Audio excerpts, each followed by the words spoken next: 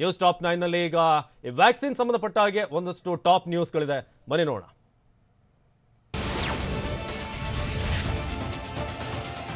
ರಾಜ್ಯದಲ್ಲಿ ಒಂದ್ ಕಡೆ ಕೊರೋನಾ ಸೋಂಕು ಅಬ್ಬರಿಸುತ್ತಿದ್ರೆ ಮತ್ತೊಂದು ಕಡೆ ವ್ಯಾಕ್ಸಿನ್ ಹಾಕಿಸಿಕೊಳ್ಳಲು ಬರಗಾಲ ಬಂದಿದೆ. ಸದ್ಯ ರಾಜ್ಯದಲ್ಲಿ 18 ವರ್ಷ ಮೇಲ್ಪಟ್ಟವರಿಗೆ ಕೋವಿಡ್ ಲಸಿಕೆ ಇಲ್ಲ. ಲಸಿಕೆ ಕೊರತೆಯಾಗಿರುವುದರಿಂದ ಇಂದಿನಿಂದ ನೀಡುವುದಿಲ್ಲ. ಲಸಿಕೆ ಅಭಿಯಾನ ಘೋಷಿಸಿ ಉತ್ತರನ ಪೌರುಷವನ್ನ ಸರ್ಕಾರ ತೋರಿದೆ. ಏಪ್ರಿಲ್ 19ರಂದು ಅಭಿಯಾನದ ಬಗ್ಗೆ ಪ್ರಧಾನಿ ಮೋದಿ 18 ವರ್ಷ ಮೇಲ್ಪಟ್ಟವರಿಗೆ ಲಸಿಕೆ ನೀಡುವುದಾಗಿ ಘೋಷಣೆ ಮಾಡಿದ್ರು.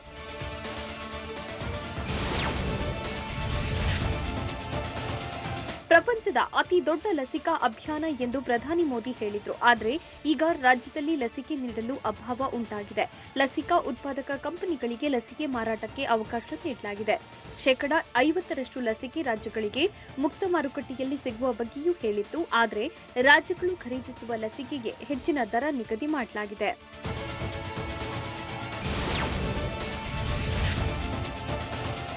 ವ್ಯಾಕ್ಸಿನ್ ಖರೀದಿಗೆ ರಾಜ್ಯ ಸರ್ಕಾರಗಳಿಗೆ ದುಬಾರಿಯಾಗಿ ಪರಿಣಮಿಸಿದೆ.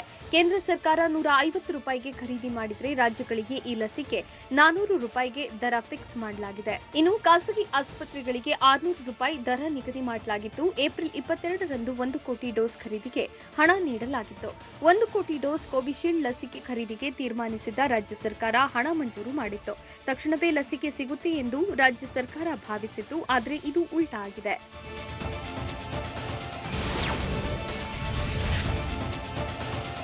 ಲಸಿಕೆ ಪಡೆಯಲು ಶೀಘ್ರವೇ ಹಣ ಮಂಜೂರು ಮಾಡಿದ್ದ ಸಿಎಂ ಬಿಎಸ್ವೈಗೆ ಇನ್ನೂ ಅಗತ್ಯವಾದಷ್ಟು ಲಸಿಕೆ ಸಿಕ್ಕಿಲ್ಲ. ತಮಗೆ ಬೇಕಾದಷ್ಟು ಲಸಿಕೆ ಸಿಗುತ್ತೆಂದು ಸಿಎಂ ಹೇಳಿದ್ರು. ಆದರೆ ಲಸಿಕೆ ಯಾವಾಗ ಸಿಗುತ್ತೆ ಅಂತೆಂದು ಖಾತ್ರಿಪಡಿಸಿಕೊಂಡಿಲ್ಲ.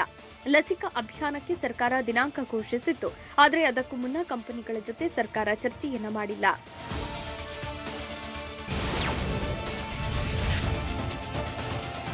ಲಸಿಕೆ ಅಭಿಯಾನ ಆರಂಭವಾಗಿದ್ರೂ ಸಹ ಸರ್ಕಾರ 45 ವರ್ಷ ಮೇಲ್ಪಟ್ಟವರಿಗೆ 2ನೇ ಡೋಸ್ ನೀಡಿರಲಿಲ್ಲ. ಅದಕ್ಕೂ ಮುನ್ನವೇ 3ನೇ ಹಂತದ ಅಭಿಯಾನ ಘೋಷಣೆ ಮಾಡಿತ್ತು.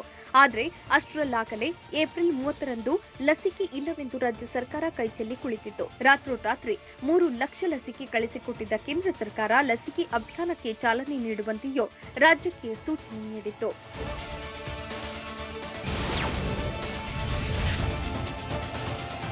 ಲಸಿಕಾ ಅಭಿಯಾನವನ್ನು ತರಾತುರಿಯಲ್ಲಿ ಮಾಡಿದ್ದ ರಾಜ್ಯ ಸರ್ಕಾರಕ್ಕೆ ಕೇಂದ್ರ ಸರ್ಕಾರವು 3 ಲಕ್ಷ ಡೋಸ್ ಲಸಿಕೆ ಕಳಿಸಿಕೊಟ್ಟಿತ್ತು. ಮೋದಿ ಘೋಷಣೆ ಜಾರಿಯಾಗಬೇಕು ಎಂಬ ಕಾರಣಕ್ಕೆ ಮಾತ್ರ ಲಸಿಕೆ ಅಭಿಯಾನಕ್ಕೆ ಚಾಲನೆ ನೀಡಲಾಗಿದೆ.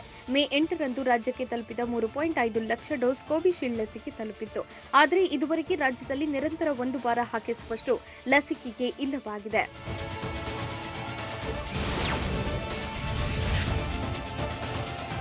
ಲಸಿಕೆ ಪಡೆಯುವ ಸಲುವಾಗಿ ಕಂಪನಿಗಳಿಗೆ ರಾಜ್ಯ ಸರ್ಕಾರ ಹಣ ಮಂಜೂರು ಮಾಡಿದ್ರೂ ಸಹ ಕಂಪನಿಗಳಿಂದ ಯಾವಾಗ ಎಷ್ಟು ಲಸಿಕೆ ಬಂದು ತಲುಪುತ್ತೆ ಎಂಬುದರ ಬಗ್ಗೆ ಸ್ಪಷ್ಟತೆ ಇಲ್ಲ. ಲಸಿಕೆ ಹಾಕಿಸಿಕೊಳ್ಳಲು ಲಸಿಕಾ ಕೇಂದ್ರಗಳ ಬಳಿ ಜನ ಕ್ಯೂ ನಿಂತಿದ್ದು ನೋ ವ್ಯಾಕ್ಸಿನ್ ಬೋರ್ಡ್ ನೋಡಿದ ಜನರು ಸರ್ಕಾರದ ವಿರುದ್ಧ ಕಿಡಿಕಾರುತ್ತಿದ್ದಾರೆ.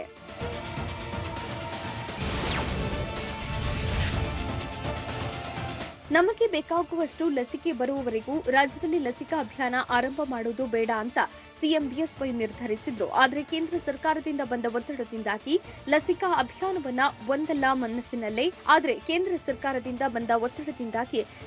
ಅಭಿಯಾನವನ್ನ ಒಲ್ಲದ ಮನಸ್ಸಿನಲ್ಲೇ ಮಾಡಿದೆ. ಇದೇ ಕಾರಣಕ್ಕೆ ಲಸಿಕೆ ಲಭ್ಯ ಆಗುವವರೆಗೂ ಲಸಿಕೆ ಹಾಕುವುದು ಬೇಡ ಎಂಬ ತೀರ್ಮಾನಕ್ಕೆ ಸಿಎಂ ಬಂದಿದ್ರು. ನಿರಂತರ ಲಸಿಕೆ ಹಾಕುವಷ್ಟು ಪೂರೈಕೆಯಾದ ನಂತರ ಲಸಿಕೆ ಹಾಕಿಸಲು ಸರ್ಕಾರದ ಪ್ಲಾನ್ ಆಗಿತ್ತು.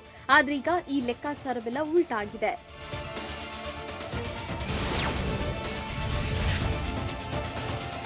ರಾಜ್ಯದ ಮೂಲೆಮೂಲೆಯಲ್ಲೂ ಲಸಿಕೆಗಾಗಿ ಹಾಹಾಕಾರ ಶುರುವಾಗಿದ್ರು. ಯಾವ ಕಾರಣಕ್ಕೆ ಸರ್ಕಾರ ವ್ಯಾಕ್ಸಿನ್ ಕೊಡುವುದಿಲ್ಲ ಅನ್ನೋದೇ ನಿಗೂಢವಾಗಿದೆ. ಮಾರಣಹೋಮ ನಡೀತಿದ್ರು ಸರ್ಕಾರದ್ದು ಸೋಗಲಾಡಿತನ, ಸರ್ಕಾರದ ಮತಿಗೇಡಿ ಅರ್ಥಕ್ಕೆ ಜನರು ಸಾಯಬೇಕಾದ ಪರಿಸ್ಥಿತಿ ಎದುರಾಗಿದೆ. ಏನೇ ಕೇಳಿದ್ರು ರಾಜ್ಯ ಸರ್ಕಾರ ಇಲ್ಲ ಅಂತಿರೋದು ಜನ ರೊಚ್ಚಿಗೇಳುವಂತೆ ಮಾಡಿದೆ. ರಾಜ್ಯಕ್ಕೆ ವ್ಯಾಕ್ಸಿನ್ ನೀಡದ ಕೇಂದ್ರದ ವಿರುದ್ಧ ಎಚ್ಡಿಕೆ ಗುಡುಗಿದ್ದು ಹೇಗೆ? ಕೇಂದ್ರದ ದೃಷ್ಟಿಯಲ್ಲಿ ಕನ್ನಡಿಗರೇನು ತಬ್ಬಲಿ ಮಕ್ಕಳ? ಕೊರೋನಾ ಬಂದ್ರೆ ಸಾವೊಂದೇ ಗತಿನ? ರಾಜ್ಯದಲ್ಲಿ ಲಸಿಕೆಗೂ ಈಗ ಕೊರತೆ ಬಂದಿರೋದು ಯಾಕೆ? ನೋಡೋಣ ವ್ಯಾಕ್ಸಿನ್ ಫೈಟ್ ನ್ಯೂಸ್ ಟಾಪ್ 9ನಲ್ಲಿ. ಕರ್ನಾಟಕಕ್ಕೆ ಲಸಿಕೆ ನೀಡಲು ಕೇಂದ್ರ ಸರ್ಕಾರ ಮಾಡುತ್ತಿರುವ ನಿರ್ಲಕ್ಷ್ಯದ ವಿರುದ್ಧ ಮಾಜಿ ಸಿಎಂ ಎಚ್.ಡಿ. ಕುಮಾರಸ್ವಾಮಿ ಕೂಗುತ್ತಿದ್ದಾರೆ. ಈ ಬಗ್ಗೆ ಟ್ವೀಟ್ ಮಾಡಿರುವ ಎಚ್ಡಿಕೆ, ಕೇಂದ್ರ ಸರ್ಕಾರ ಲಸಿಕೆ ವಿಚಾರದಲ್ಲಿ ತಾರತಮ್ಯ ಮಾಡ್ತಾ ಇದೆ. ಲಸಿಕೆಯ ಬಗ್ಗೆ ಸಿಎಸ್ ರವಿಕುಮಾರ್ ಅಸಹಾಯಕತೆ ವ್ಯಕ್ತಪಡಿಸಿದ್ದಾರೆ ಅಂತ ಎಚ್ಡಿ ಕುಮಾರಸ್ವಾಮಿ ಟ್ವೀಟ್ ಮೂಲಕ ಹರಿಹಾಯ್ದಿದ್ದಾರೆ.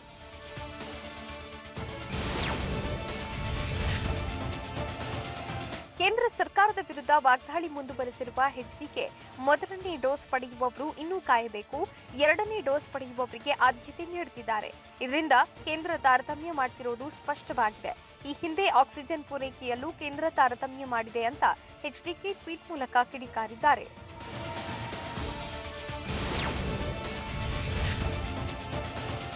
ರಾಜ್ಯಕ್ಕೆ ವ್ಯಾಕ್ಸಿನ್ ಸಮರ್ಪಕವಾಗಿ ಪೂರೈಕೆ ಆಗದೇ ಇರುವುದಕ್ಕೆ ಕಿಡಿಕಾರಿರುವ ಮಾಜಿ ಸಿಎಂ ಎಚ್ಡಿ ಕುಮಾರಸ್ವಾಮಿ ಈ ಒಕ್ಕೂಟದಲ್ಲಿ ಕನ್ನಡಿಗರೇನು ತಬ್ಬಲಿ ಮಕ್ಕಳೇ ಅಂತ ಗರಂ ಆಗಿದ್ದಾರೆ. ಕರ್ನಾಟಕ ಕನ್ನಡಿಗರ ವಿಚಾರದಲ್ಲಿ ತಾತ್ಸಾರ ಏಕೆ? ಬಿಎಸ್ವೈರನ್ನ ಖಳನಾಯಕರನ್ನಾಗಿಸಲು ಹೀಗೆ ಮಾಡ್ತಿದ್ಯಾ? ಆಕ್ಸಿಜನ್ ಸಿಗದೆ ಮೃತಪಟ್ಟಿದ್ದಾರೆ, ಇದಕ್ಕೆ ಹೊಣೆ ಯಾರು ಅಂತ ಟ್ವಿಟರ್ನಲ್ಲಿ ಮಾಜಿ ಸಿಎಂ ಎಚ್ಡಿ ಕುಮಾರಸ್ವಾಮಿ ಪ್ರಶ್ನಿಸಿದ್ದಾರೆ.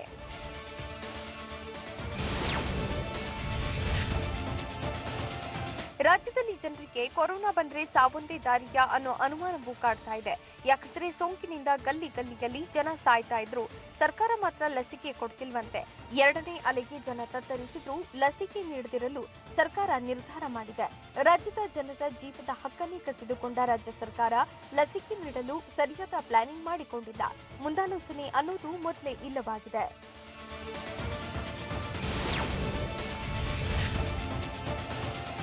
ಸರ್ಕಾರದ ವೈಫಲ್ಯಕ್ಕೆ ರಾಜ್ಯದ ಬೀದಿ ಹೆಣಗಳು ಬೀಳ್ತಾ ಇವೆ. ಸರ್ಕಾರದ ವೈಫಲ್ಯದಿಂದ ಜನ ಬಲಿಯಾಗ್ತಿದ್ದಾರೆ ಎಂದು ತಜ್ಞರು ಹೇಳಿದ್ದಾರೆ. ತಜ್ಞರ ಸಲಹೆ ಪರಿಗಣಿಸದಿದ್ದರಿಂದಲೇ ಇಂದಿನ ಸ್ಥಿತಿಗೆ ಕಾರಣ ಎನ್ನಲಾಗ್ತಿದೆ. ಬೆಡ್ ಇಲ್ಲ, ವೆಂಟಿಲೇಟರ್ ಇಲ್ಲ, ಈಗ ಲಸಿಕೆಗೂ ಗತಿ ಇಲ್ಲವಾಗಿದೆ. ಎಲ್ಲರಿಗೆ ಲಸಿಕೆ ಕೊಡಲು ಸಾಧ್ಯವಾಗದೆ ರಾಜ್ಯ ಸರ್ಕಾರವೇ ಕೈಚೆಲ್ಲಿ ಕುಳಿತಿದೆ. ಜನ ಸಾಯ್ತಾ ಇದ್ರು, ಬಿಲ್ಡಪ್ ಕೊಡೋ ಮಂತ್ರಿಗಳಿಗೆ ಬರದೇ ಇಲ್ಲ. ಹೊಣೆಗೇಡಿ ಸರ್ಕಾರದಿಂದಾಗಿ ಕೊರೋನಾ ಬಂದ್ರೆ ಸಾವೊಂದೇ ಗತಿ ಎನ್ನುವಂತಾಗಿದೆ.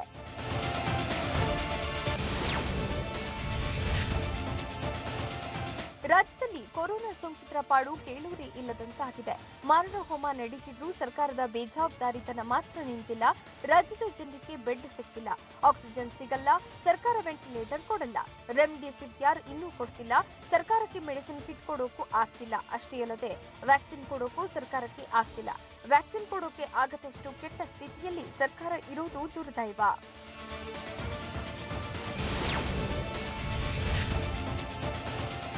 ಕೊರೋನಾದಿಂದಾಗಿ ಕಳೆದ ವರ್ಷ ಭೀಕರತೆ ಕಂಡಿದ್ದ ಕರ್ನಾಟಕದಲ್ಲಿ ಈ ಬಾರಿ ಮತ್ತಷ್ಟು ಘನಘೋರ ಪರಿಸ್ಥಿತಿಗೆ ಬಂದು ತಲುಪಿದೆ. 1 ವರ್ಷ ಟೈಮ್ ಇದ್ರೂ ವ್ಯಾಕ್ಸಿನ್ ಖರೀದಿಸೋಕೆ ಸರ್ಕಾರ ಹಿಂದೇಟು ಹಾಕಿತ್ತು. ಸಂಕಟ ಬಂದಾಗ ವೆಂಕಟರಮಣ ಅಂತಿರೋ ರಾಜ್ಯ ಸರ್ಕಾರ ಬೇರೆ ದೇಶಗಳು ವ್ಯಾಕ್ಸಿನ್ ಖರೀದಿಗೆ ಒಪ್ಪಂದ ಮಾಡಿಕೊಂಡಿವೆ. ಕೆಲ ರಾಜ್ಯಗಳಿಂದ ಮೊದಲೇ ಹಣ ಕೊಟ್ಟು ವ್ಯಾಕ್ಸಿನ್ ಬುಕಿಂಗ್ ಮಾಡಿಕೊಂಡಿವೆ. ಆದರೆ ರಾಜ್ಯ ಸರ್ಕಾರ ಮಾತ್ರ ವ್ಯಾಕ್ಸಿನ್ ಖರೀದಿಯಲ್ಲೂ ನಿರ್ಲಕ್ಷ್ಯತನ ತೋರಿದ್ದೇ ಈ ಎಡವಟ್ಟುಗಳಿಗೆಲ್ಲ ಕಾರಣವಾಗಿದೆ.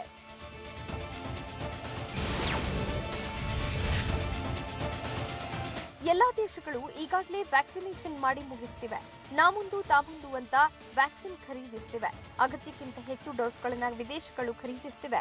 ಆದ್ರೆ ನಮ್ಮ ಮತಿಹೀನ ಸರ್ಕಾರಕ್ಕೆ ಮಾತ್ರ ಇಂಥ ಲಜ್ಜೆಗೇಡಿ ನಿರ್ಧಾರ ಕೈಗೊಳ್ಳೋಕೆ ಸಾಧ್ಯವಾಗಿಲ್ಲ. ವ್ಯಾಕ್ಸಿನ್ ಮೊದಲೇ ಖರೀದಿಸಿದ್ರೆ ಇಷ್ಟೊತ್ತಿಗೆ ಅರ್ಧ ಕರ್ನಾಟಕಕ್ಕೆ ವ್ಯಾಕ್ಸಿನ್ ನೀಡಬಹುದಿತ್ತು ಎನ್ನಲಾಗ್ತಿದೆ.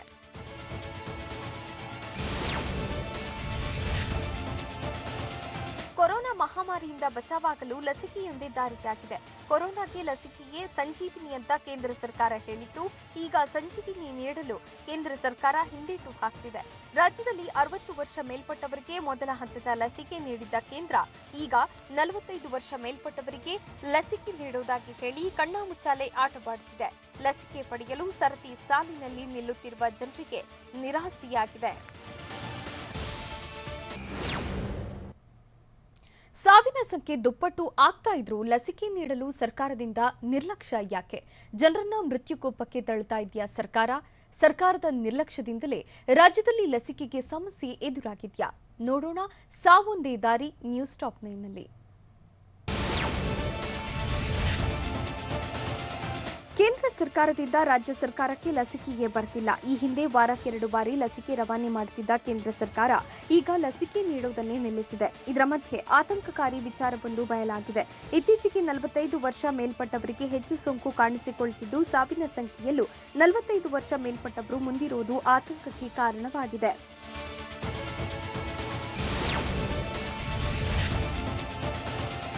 ದೇಶದಲ್ಲಿ ಕೊರೋನಾ ಸೋಂಕಿನ ಅಟ್ಟಹಾಸದ ಮಧ್ಯೆಯೂ ರಾಜ್ಯದಲ್ಲಿ ವ್ಯಾಕ್ಸಿನ್ಗೆ ಹಾಹಾಕಾರ ಎದುರಾಗಿರುವುದು ಆತಂಕಕ್ಕೆ ಕಾರಣವಾಗಿದೆ. ವ್ಯಾಕ್ಸಿನ್ ಡ್ರೈವ್ ನಿಲ್ಲಬಾರದು ಅಂತ ಮೋದಿ ಹೇಳಿದ್ರು. ವ್ಯಾಕ್ಸಿನೇಷನ್ ಅನ್ನೇ ಮಾಡಲ್ಲ ಅಂತ ಸರ್ಕಾರ ಹೇಳ್ತಿದೆ. ಆದರೆ ಸರ್ಕಾರವೇ ಜನರನ್ನ ಸಾವಿನ ಕೂಪಕ್ಕೆ ತಳ್ಳುತ್ತಿದೆಯಾ ಅನ್ನೋ ಅನುಮಾನವೂ ಕಾಡ್ತಾ ಇದೆ.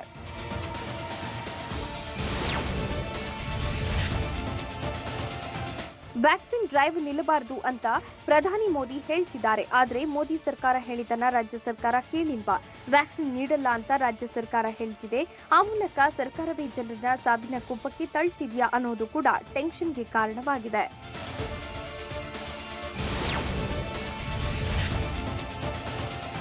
ಜನವರಿ 16ರಿಂದಲೇ ವ್ಯಾಕ್ಸಿನ್ ಡ್ರೈವ್ ಆರಂಭವಾಗಿತ್ತು. ವ್ಯಾಕ್ಸಿನ್ ಅಭಿಯಾನ ಶುರು ಮಾಡುವಂತೆ ಕೇಂದ್ರ ಹೇಳಿತ್ತು. ಆದರೆ ಆರಂಭದಲ್ಲಿ ಲಸಿಕೆ ಅಭಿಯಾನ ಮಾಡಿ ನಂತರ ರಾಜ್ಯ ಸರ್ಕಾರ ಸೈಲೆಂಟ್ ಆಗಿತ್ತು. ಈ ಟೈಮ್ನಲ್ಲಿ ಕೇಸ್ ಕೂಡ ಕಮ್ಮಿಯಾಯಿತು. ಜನ ಕೂಡ ವ್ಯಾಕ್ಸಿನ್ ಪಡೆಯೋಕೆ ಮುಂದೆ ಬರಲಿಲ್ಲ. ರಾಜ್ಯ ಸರ್ಕಾರವು ಈ ಬಗ್ಗೆ ಹೆಚ್ಚು ತಲೆ ಕೆಡಿಸಿಕೊಂಡಿಲ್ಲ. ಕೇಂದ್ರವೂ ಹೆಚ್ಚು ಒತ್ತು ನೀಡಿಲ್ಲ. ತಜ್ಞರ ಮಾತನ್ನ ಲೆಕ್ಕಿಸದೆ ತುಗ್ಲಕ್ ದರ್ಬಾರ್ ನಡೆಸಿದ್ದು ಸರ್ಕಾರದ ಈ ನಿರ್ಲಕ್ಷ್ಯವೇ ವ್ಯಾಕ್ಸಿನ್ ಸಿಗದಿರಲು ಕಾರಣ ಎನ್ನಲಾಗಿದೆ.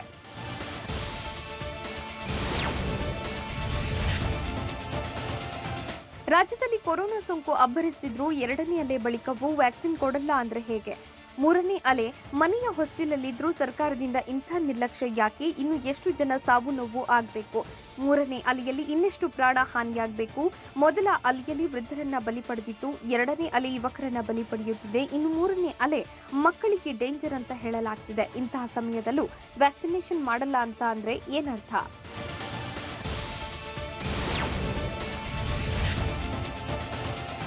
ಕೊರೋನಾ ಮೂರನೇ ಅಲೆಯಲ್ಲಿ ಚಿಕ್ಕ ವಯಸ್ಸಿನ ಮಕ್ಕಳೇ ಟಾರ್ಗೆಟ್ ಆಗ್ತಾರೆ ಅಂತ ಹೇಳಲಾಗ್ತಿದೆ. ಹೀಗಾಗಿ ಆದಷ್ಟು ಬೇಗ ಲಸಿಕೆ ಕೊಟ್ಟು ಎಚ್ಚೆತ್ತುಕೊಳ್ಳದಿದ್ರೆ ಮುಂದಿನ ದಿನಗಳಲ್ಲಿ ಗಂಡಾಂತರ ಫಿಕ್ಸ್. ಬೆಂಗಳೂರಿನಲ್ಲಿ ಒಟ್ಟು 8,966 ಮಂದಿ ಕೊರೋನಾಗೆ ಬಲಿಯಾಗಿದ್ದು, ಮೃತರ ಪೈಕಿ 33% ಮಂದಿ 70 ವರ್ಷ ಮೇಲ್ಪಟ್ಟವರಾದರೆ ಬಲಿಯಾದವರ ಪೈಕಿ 26% ಜನ 60ರಿಂದ 69 ವಯಸ್ಸಿನವರು. ಉಳಿದಂತೆ 25 ವರ್ಷ ಆಸುಪಾಸಿನವರೇ ಹೆಚ್ಚು ಎನ್ನಲಾಗ್ತಿದೆ.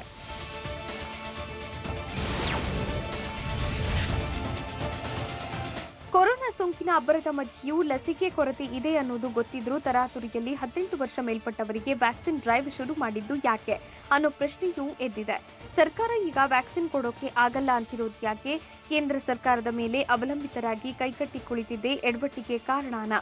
ಕೇಂದ್ರ ಸರ್ಕಾರವೇ ವ್ಯಾಕ್ಸಿನ್ ಕೊಡುತ್ತೆ, ನಾವು ಇಲ್ಲಿ ಜನರಿಗೆ ಕೊಡಬಹುದು ಅಂತ ಅಂದಾಜಿಸಿದ್ದೇ ತಪ್ಪಾಯ್ತಾ ಅಂತ ಹೇಳಲಾಗ್ತಿದೆ.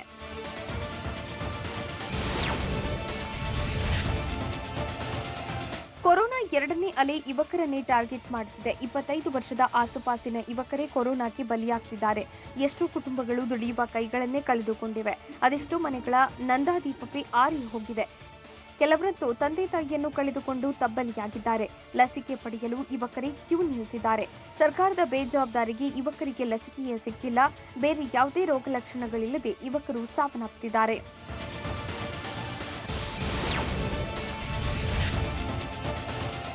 ಬೆಂಗಳೂರಿನ ಬೌರಿಂಗ್ ಆಸ್ಪತ್ರೆಯಲ್ಲಿ ವ್ಯಾಕ್ಸಿನ್ ಪಡೆಯಲು ಜನರು ಆಗಮಿಸಿದ್ರು. ಆದರೆ ಅದ್ಯಾವಾಗ ಕೋವ್ಯಾಕ್ಸಿನ್ ನೋ ಸ್ಟಾಕ್ ಬೋರ್ಡ್ ಬೀಳ್ತೋ ಆಗ 90% ಜನ ಖಾಲಿಯಾಗ್ತಿದ್ದಾರೆ.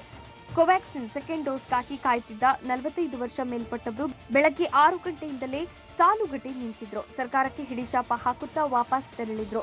ಇವತ್ತು 18ರಿಂದ 44 ವರ್ಷದೊಳಗಿನವರಿಗೆ ಮಾತ್ರ ಕೋವಿಶೀಲ್ಡ್ ಮೊದಲ ಡೋಸ್ ನೀಡಲಾಗ್ತಿದೆ. ಲಾಕ್ಡೌನ್ ಇದ್ರೂ ಸಹ ಬೆಂಗಳೂರಿನಲ್ಲಿ ರೂಲ್ಸ್ ಬ್ರೇಕ್ ಹಾಕಿದ್ದು ಎಲ್ಲೆಲ್ಲಿ? ಇಂದಿರಾ ಕ್ಯಾಂಟೀನ್ನಲ್ಲಿನ ಊಟದ ಗುಣಮಟ್ಟವನ್ನ ಪರಿಶೀಲನೆ ನಡೆಸಿದ್ದು ಯಾರು? ಒಂದೇ ಗ್ರಾಮದಲ್ಲಿ ಕೊರೋನಾ ಸೋಂಕು ಹಾಫ್ ಸೆಂಚುರಿ ಬಾರಿಸಿದ್ದು ಹೇಗೆ? ನೋಡೋಣ ರೂಲ್ಸ್ ಬ್ರೇಕ್ ನ್ಯೂಸ್ ಟಾಪ್ 9ನಲ್ಲಿ.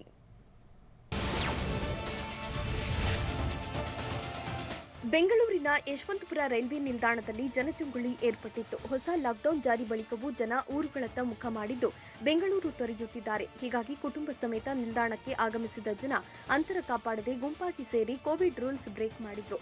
ಗುಂಪಾಗಿ ರೈಲು ಏರಿ ತಮ್ಮೂರಿನತ್ತ ಪ್ರಯಾಣ ಬೆಳೆಸಿದ್ರು.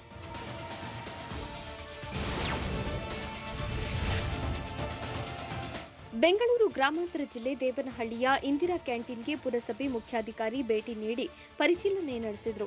ಕ್ಯಾಂಟೀನ್ನಲ್ಲಿ ಉಚಿತವಾಗಿ ಆಹಾರ ವಿತರಿಸಲಾಗುತ್ತಿದ್ದು ಜನ ಸರತಿಯಲ್ಲಿ ನಿಂತು ತಿಂಡಿ ಪಡೆದರು. ಈ ವೇಳೆ ಪುರಸಭೆ ಮುಖ್ಯಾಧಿಕಾರಿ ನಾಗರಾಜ್ ಕ್ಯಾಂಟೀನ್ನಲ್ಲಿ ತಿಂಡಿ ಸವಿದು ಗುಣಮಟ್ಟ ಪರಿಶೀಲಿಸಿದರು. ಅಲ್ಲದೆ ಅಂತರ ಪಾಲಿಸುವಂತೆ ಜನರಿಗೆ ಖಡಕ್ ಸೂಚನೆ ಕೊಟ್ಟರು.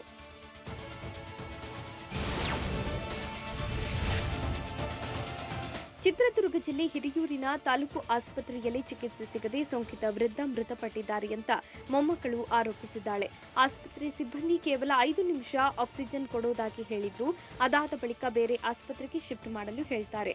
ರಾತ್ರಿ ವೇಳೆ ಸೋಂಕಿತ ವೃದ್ಧನನ್ನು ಹೇಗೆ ಶಿಫ್ಟ್ ಮಾಡೋದು ಅನ್ನೋ ವಿಡಿಯೋ ಮಾಡಿ ಅಳಲು ತೋಡಿಕೊಂಡಿದ್ದಾರೆ. ಶಾಸಕರು, ಸಂಸದರು 108ಗೂ ನಾನು ಕರೆ ಮಾಡಿದ್ರು, ಯಾರೂ ಸ್ಪಂದಿಸಿಲ್ಲ ಅಂತ ಸರ್ಕಾರಿ ಆಸ್ಪತ್ರೆಯ ವೈದ್ಯರ ವಿರುದ್ಧ ಮೃತ ವೃದ್ಧನ ಮೊಮ್ಮಕ್ಕಳು ಆಕ್ರೋಶ ಹೊರಹಾಕಿದ್ದಾರೆ.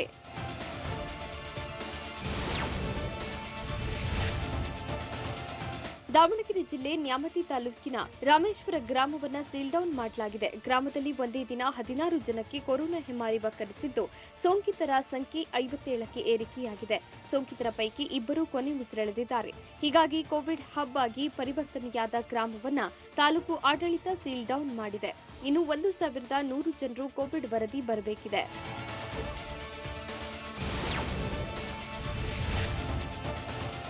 ಕಲಬುರಗಿ ನಗರದಲ್ಲಿ ಪೊಲೀಸರು ವಾಹನಗಳನ್ನು ತಪಾಸಣೆ ನಡೆಸಿದ್ದಾರೆ. ಲಾಕ್ಡೌನ್ ಮಧ್ಯೆ ಗಾಡಿ ಏರಿ ರಸ್ತೆಗೆ ಬಂದವರಿಗೆ ಪೊಲೀಸರು ಬಿಸಿ ಮುಟ್ಟಿಸಿದ್ದಾರೆ.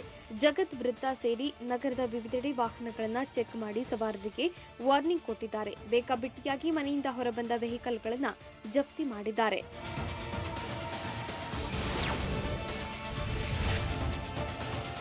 ಕೊರೋನಾ ಸೋಂಕು ನಿಯಂತ್ರಣಕ್ಕೆ ರಾಜ್ಯ ಸರ್ಕಾರ ಲಾಕ್ಡೌನ್ ಜಾರಿ ಮಾಡಿದೆ. ಆದರೆ ಕಲಬುರಗಿಯಲ್ಲಿ ಜನರ ಓಡಾಟ ಹೆಚ್ಚಾಗಿತ್ತು. ಕಲಬುರಗಿಯ ಕಿರಾಣಾ ಬಜಾರ್ನಲ್ಲಿ ದೈಹಿಕ ಅಂತರ ಮರೆತು ಟೀ ಅಂಗಡಿ ಮುಂದೆ ಜನ ಜಮಾಯಿಸಿದ್ರು. ಕೊರೋನಾವನ್ನ ಮರೆತು ಜನ ಬೇಕಾಬಿಟ್ಟಿ ವಾಹನಗಳಲ್ಲಿ ಸಂಚಾರ ಮಾಡುತ್ತಿದ್ರು.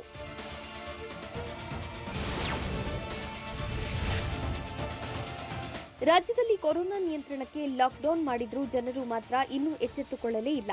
ಅಗತ್ಯ ವಸ್ತುಗಳ ಖರೀದಿಗೆ ಬೆಳಗ್ಗೆ 6ರಿಂದ 10 ಗಂಟೆವರೆಗೆ ಅವಕಾಶ ನೀಡಿದ್ದೇ ಎಡವಟ್ಟಾದಂತಾಗಿದೆ.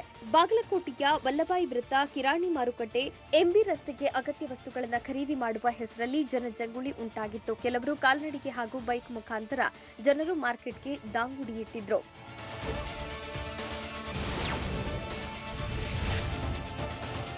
ಕರ್ನಾಟಕದಲ್ಲಿ ಲಾಕ್ಡೌನ್ ಮಾಡಿ 4ನೇ ದಿನವೂ ಏರ್ಪೋರ್ಟ್ ರಸ್ತೆಯಲ್ಲಿ ವಾಹನ ಸಂಚಾರ ಹೆಚ್ಚಿನ ಸಂಖ್ಯೆ ಇತ್ತು. ಸರ್ವಿಸ್ ರಸ್ತೆಯ ಮುಖಾಂತರ ಎಂದಿನಂತೆ ಆಟೋ, ಟ್ಯಾಕ್ಸಿ, ದ್ವಿಚಕ್ರ ವಾಹನ, ಗೂಡ್ಸ್ ವಾಹನಗಳ ಓಡಾಟ ನಡೆಸಿದ್ವು. ಅಗತ್ಯ ವಸ್ತುಗಳ ಖರೀದಿಗೆ ಬೆಳಗ್ಗೆ 6ರಿಂದ 10 ಗಂಟೆಗೆ ಅವಕಾಶ ಇರೋದ್ರಿಂದ ದ್ವಿಚಕ್ರ ವಾಹನ ಓಡಾಟ ಸಾಮಾನ್ಯವಾಗಿತ್ತು.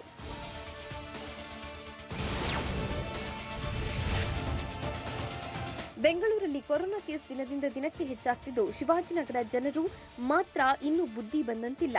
ಅಗತ್ಯ ವಸ್ತುಗಳ ಖರೀದಿಗೆ ಮಾಸ್ಕ್ ಹಾಕದೆ, ದೈಹಿಕ ಅಂತರವನ್ನ ಕಾಪಾಡಿಕೊಳ್ಳದೆ ಶಿವಾಜಿನಗರ ಸರ್ಕಲ್, ರಸಲ್ ಮಾರ್ಕೆಟ್, ಮಾಂಸ ಅಂಗಡಿಯ ಮುಂದೆ ಖರೀದಿಗೆ ಮುಗಿಬಿದ್ದಿದ್ರು. ಎಂದಿನಂತೆ ಆಟೋ, ಬೈಕ್ನಲ್ಲಿಯೂ ಬಂದು ಅಗತ್ಯ ವಸ್ತುಗಳನ್ನ ಖರೀದಿ ಮಾಡುತ್ತಿದ್ದರಿಂದ ಶಿವಾಜಿನಗರ ಮಾರುಕಟ್ಟೆಯಲ್ಲಿ ಟ್ರಾಫಿಕ್ ಜಾಮ್ ಉಂಟಾಗಿತ್ತು. ದೇಶದ ಜನರಿಗೆ ಉಚಿತ ಲಸಿಕೆ ನೀಡಿ ಅಂತ ಮೋದಿಗೆ ಆಗ್ರಹ ನೀಡಿದ್ದು ಯಾರು? ಲಸಿಕೆ ಬೇಡಿಕೆ ಪೂರೈಕೆ ಮಾಡುವುದು ಕಷ್ಟ ಅಂತ ಹೇಳಲು ಕಾರಣವಾಗಿದ್ದೇನು? ಸದ್ಯ ಭಾರತಕ್ಕೆ ಪ್ರಯಾಣ ಬೆಳೆಸಬೇಡಿ ಅಂತ ಮನವಿ ಮಾಡಿದ್ದು ಯಾವ್ಯಾವ ದೇಶಗಳು? ನೋಡೋಣ ನ್ಯಾಷನಲ್ ನ್ಯೂಸ್ ಟಾಪ್ 9ನಲ್ಲಿ.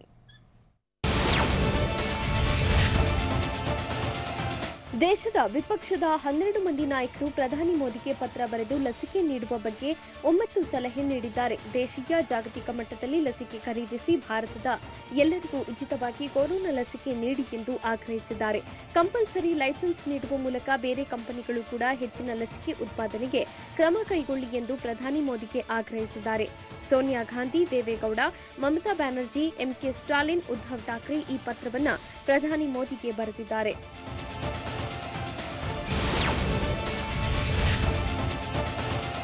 ಸುಪ್ರೀಂ ಕೋರ್ಟ್ನಲ್ಲಿ ದೇಶದ ಕೊರೋನಾ ನಿರ್ವಹಣೆ ಬಗ್ಗೆ ವಿಚಾರಣೆ ನಡೆಸುತ್ತಿದ್ದ ಜಸ್ಟಿಸ್ ಡಿವೈ ಚಂದ್ರಚೂಡ್ ಅವರಿಗೆ ಕೊರೋನಾ ಸೋಂಕು ತಗುಲಿದ್ದು, ಜಸ್ಟಿಸ್ ಚಂದ್ರಚೂಡ ಅವರು ಸೋಂಕಿನಿಂದ ಚೇತರಿಸಿಕೊಳ್ಳುತ್ತಿದ್ದಾರೆ.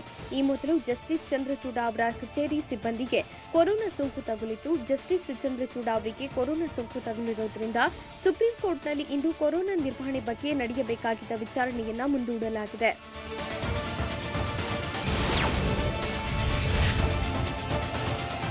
ಭಾರತ್ ಬಯೋಟೆಕ್ ಕಂಪನಿಯ ಕೋವ್ಯಾಕ್ಸಿನ್ ಲಸಿಕೆಗೆ ಹಿಂದೆಂದೂ ಇಲ್ಲದಷ್ಟು ಬೇಡಿಕೆ ಇದೆ. ಪ್ರತಿ ತಿಂಗಳು ಉತ್ಪಾದನೆ ಹೆಚ್ಚಿಸಿದ್ರೂ ಬೇಡಿಕೆಗೆ ತಕ್ಕಂತೆ ಉತ್ಪಾದಿಸಲಾಗ್ತಿಲ್ಲ ಎಂದು ಭಾರತ್ ಬಯೋಟೆಕ್ ಕಂಪನಿಯ ಮುಖ್ಯಸ್ಥ ಕೃಷ್ಣ ಎಲ್ಲಾ ದೆಹಲಿ ಸರ್ಕಾರಕ್ಕೆ ಬರೆದಿರುವ ಪತ್ರದಲ್ಲಿ ಹೇಳಿದ್ದಾರೆ. ನೀವು ಕೇಳಿರುವಂತೆ ಹೆಚ್ಚುವರಿಯಾಗಿ ಲಸಿಕೆಯನ್ನು ಪೂರೈಸಲಾಗ್ತಿಲ್ಲ. ಸಂಬಂಧಪಟ್ಟ ಅಧಿಕಾರಿಗಳ ನಿರ್ದೇಶನದ ಪ್ರಕಾರ ಲಸಿಕೆ ರವಾನೆ ಮಾಡಲಾಗ್ತಿದೆ ಎಂದು ಕೃಷ್ಣ ಎಲ್ಲಾ ದೆಹಲಿ ಸರ್ಕಾರಕ್ಕೆ ಪತ್ರ ಬರೆದು ಹೇಳಿದ್ದಾರೆ.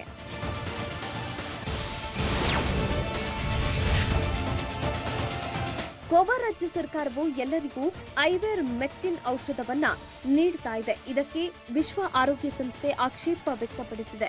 ಐವರ್ಮೆಕ್ಟಿನ್ ಸುರಕ್ಷತೆ ಬಗ್ಗೆ ಸೂಕ್ತ ಅಂಕಿಅಂಶಗಳ ಕೊರತೆ ಇದೆ. ಹೀಗಾಗಿ ಐವರ್ಮೆಕ್ಟಿನ್ ಔಷಧವನ್ನ ಈಗಲೇ ಜನರಿಗೆ ನೀಡುವುದು ಸೂಕ್ತವಲ್ಲ ಎಂದು ವಿಶ್ವ ಆರೋಗ್ಯ ಸಂಸ್ಥೆ ಹೇಳಿದೆ. ಆದರೆ ಗೋವಾ ಸರ್ಕಾರವು ಐವರ್ಮೆಕ್ಟಿನ್ ವೈರಾಣು ಹರಡದಂತೆ ತಡೆಯುತ್ತೆ ಎಂಬ ಉದ್ದೇಶದಿಂದ ಐವರ್ಮೆಕ್ಟಿನ್ ಔಷಧವನ್ನ ಜನರಿಗೆ ನೀಡುತ್ತಾ ಇದೆ.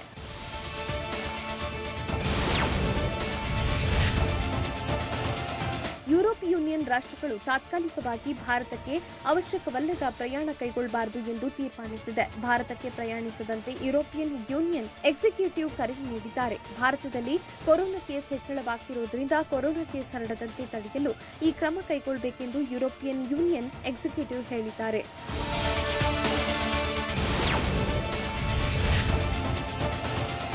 ದೇಶದಲ್ಲಿ ಮೊದಲ ಕೊರೋನಾ ಅಲೆಗಿಂತ ಈಗ ಮೆಡಿಕಲ್ ಆಕ್ಸಿಜನ್ ಪೂರೈಕೆ 3 ಪಟ್ಟು ಹೆಚ್ಚಾಗಿದೆ ಎಂದು ಪ್ರಧಾನಿ ಮೋದಿ ಹೇಳಿದ್ದಾರೆ. ನಿನ್ನೆ ಸಂಜೆ ಪ್ರಧಾನಿ ಮೋದಿ ದೇಶದಲ್ಲಿ ಮೆಡಿಕಲ್ ಆಕ್ಸಿಜನ್ ಪೂರೈಕೆ ಉತ್ಪಾದನೆ ಬಗ್ಗೆ ಉನ್ನತ ಮಟ್ಟದ ಸಭೆ ನಡೆಸಿದ್ದಾರೆ. ಅಧಿಕಾರಿಗಳು ಮೆಡಿಕಲ್ ಆಕ್ಸಿಜನ್ ಉತ್ಪಾದನೆ ಪೂರೈಕೆ ಬಗ್ಗೆ ಪ್ರಧಾನಿ ಮೋದಿಗೆ ಮಾಹಿತಿ ನೀಡಿದ್ದಾರೆ.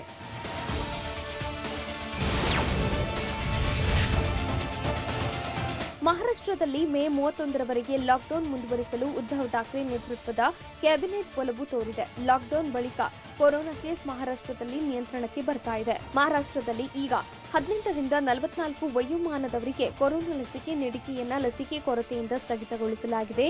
ಎಲ್ಲಾ ಲಸಿಕೆಯನ್ನ 45 ವರ್ಷ ಮೇಲ್ಪಟ್ಟವರಿಗೆ ನೀಡಲು ತೀರ್ಮಾನಿಸಲಾಗಿದೆ.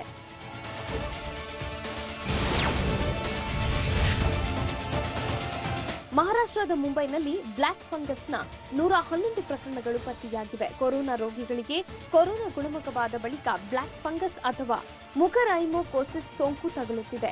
ಇದರಿಂದ ಸಾವು ಕೂಡ ಸಂಭವಿಸಲಿದೆ. ಮುಂಬೈನ ಬಿವೈ ನಾಯರ್ ಆಸ್ಪತ್ರೆಯಲ್ಲಿ 38, ಕೆಇಎಂ ಆಸ್ಪತ್ರೆಯಲ್ಲಿ 34, ಸಿಯಾನ್ ಆಸ್ಪತ್ರೆಯಲ್ಲಿ 32, ಕೂಪರ್ ಆಸ್ಪತ್ರೆಯಲ್ಲಿ 7 ಮಂದಿ ಬ್ಲಾಕ್ ಫಂಗಸ್ ರೋಗಿಗಳು ಚಿಕಿತ್ಸೆ ಪಡೆಯುತ್ತಿದ್ದಾರೆ.